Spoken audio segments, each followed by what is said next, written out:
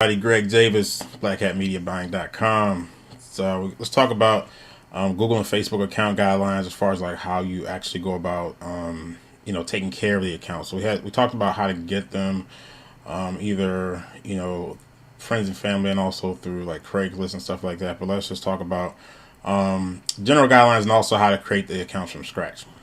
If you want to create your own, I mean, it's definitely a good idea to do that for Google. It's not a problem for Google. Facebook is a little trickier, but you can definitely start your own accounts with Facebook as well.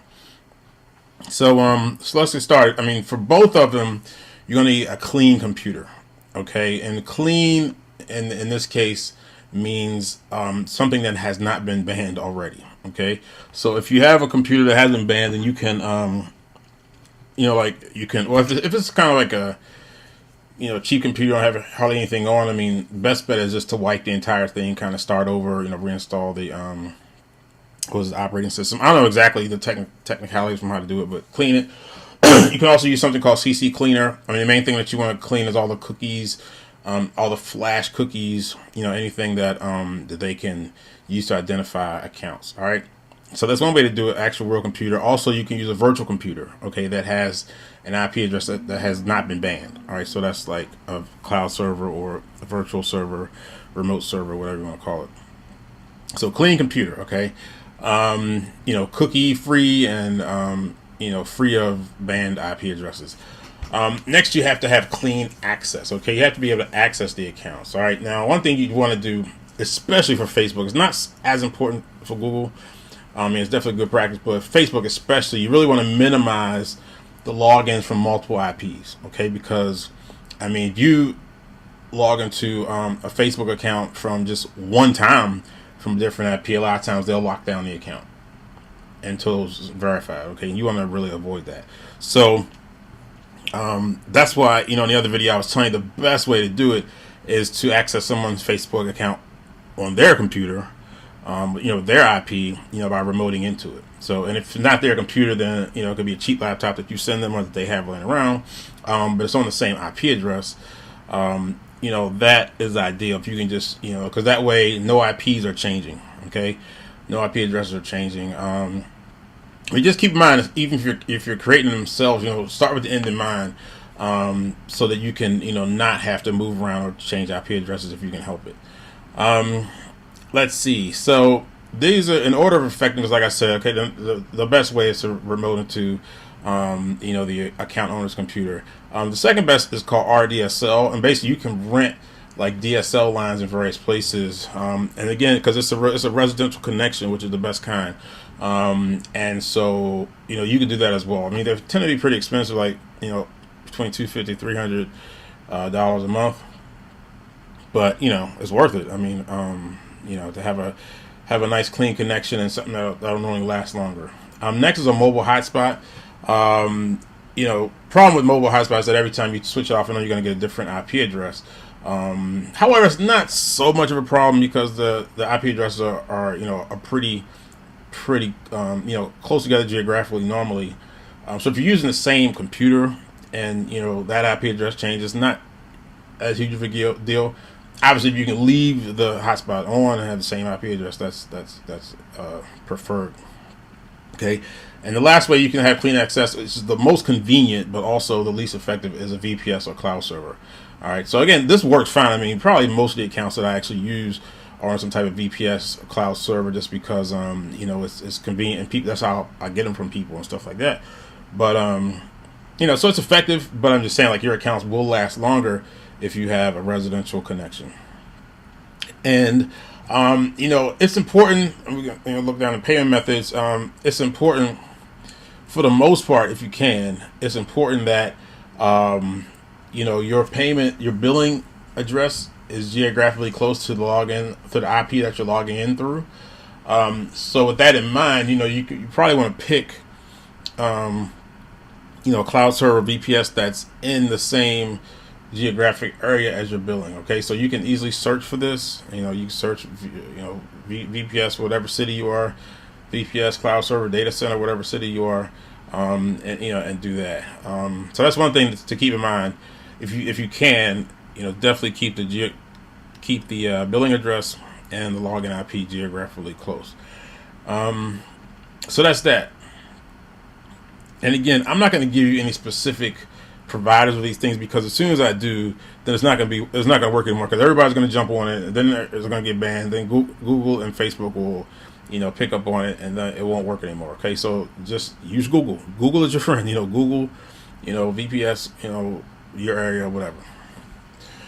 All right, so now we need payment methods. Okay, we need clean payment methods are here. Let me say this. And again, clean meaning not banned. All right, so I think the main thing that you need to do, and now this is for the United States. Okay, I live in the United States. All my accounts that I start are United States. So all my billing methods are United States. So I can't really speak to other countries. I can tell you what works here, and then you can kind of see for yourself. But the main thing you want to do is you're going to use real bank cards. Okay, real bank credit cards and debit cards. I mean, a lot of people try to do VCCs and virtual credit cards, stuff like that.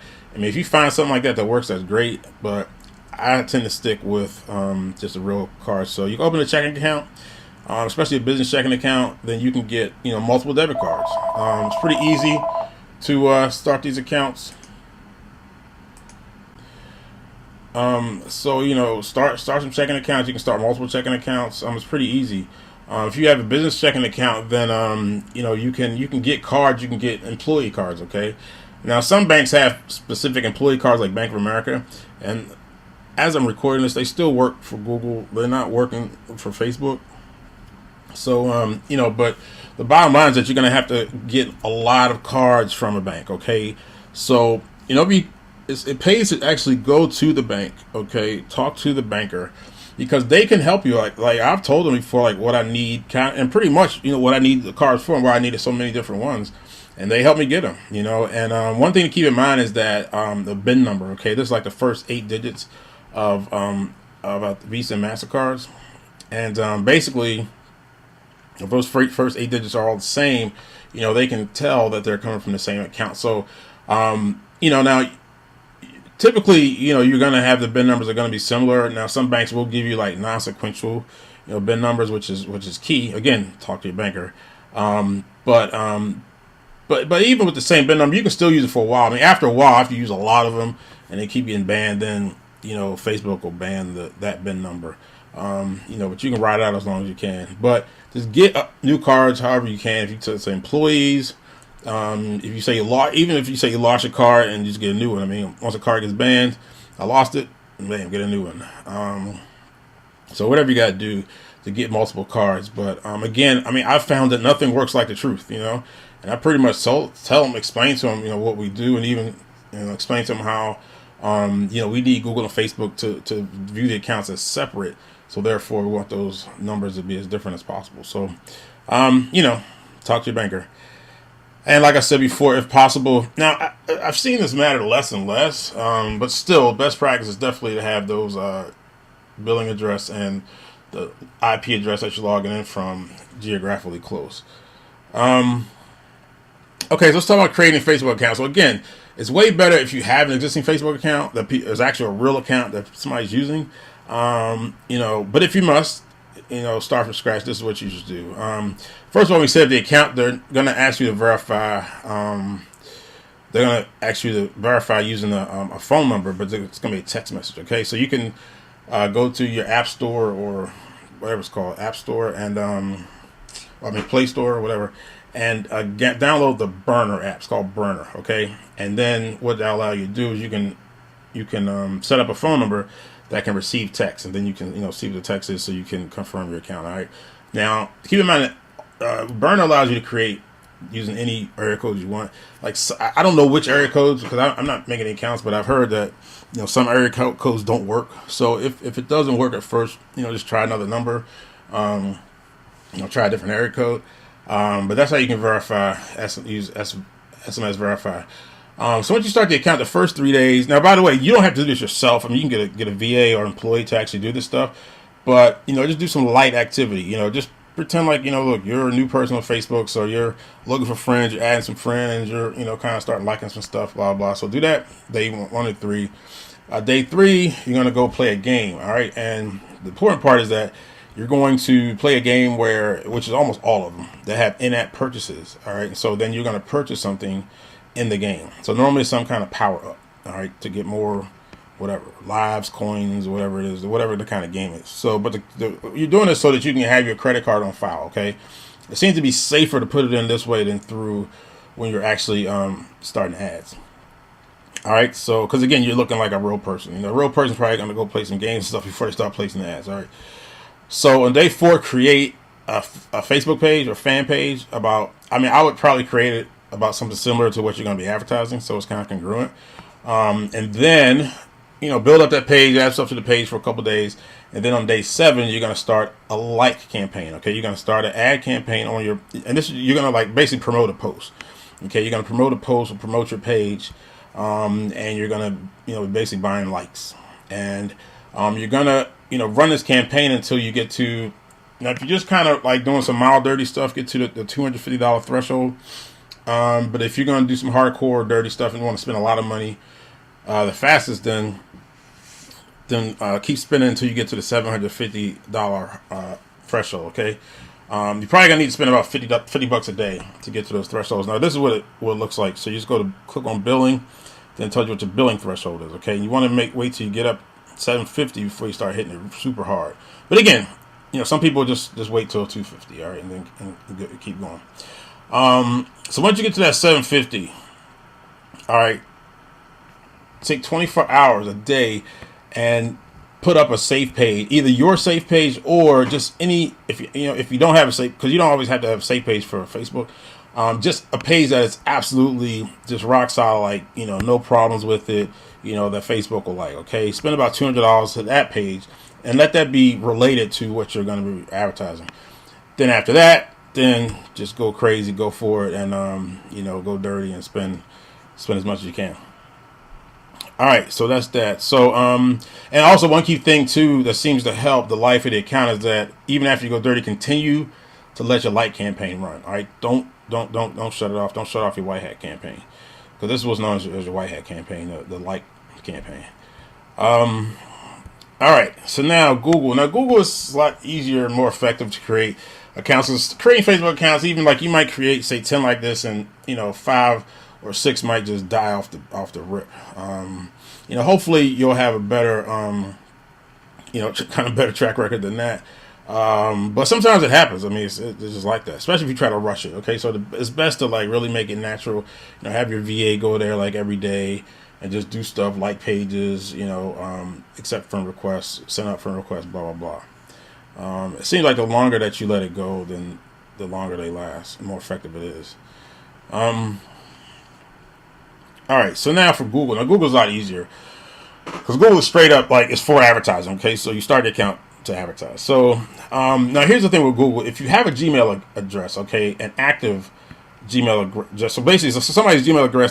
This is again why I like the method of the Craigslist ad or friends and family, because then mostly everybody has a Gmail, so you can use their Gmail to start your AdWords account. If you use an aged means more than a year old Gmail account,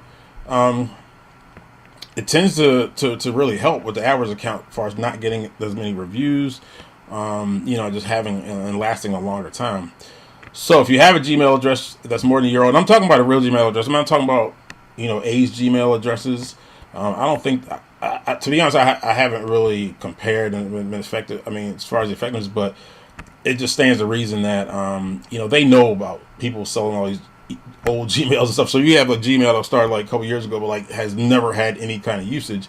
It's going to be suspect compared to somebody's real Gmail address that has actually been using. So if you have access to one of those, definitely use that. If not, don't use a free email. Like so especially if you already know the domain that you're going to be advertising, then do like an info@yourdomain.com or greg@yourdomain.com. Just do make it look like a real business and not just use a free email.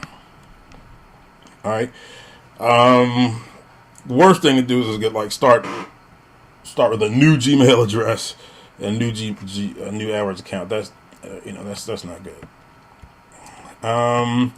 So then what you're gonna do is you're gonna find now what I used to do is just find some type of really really safe site like a charity or some kind of nonprofit, or something, bowling balls, just whatever, something that's like really kosher, and use that. Now, depending on your situation, you could also start with your.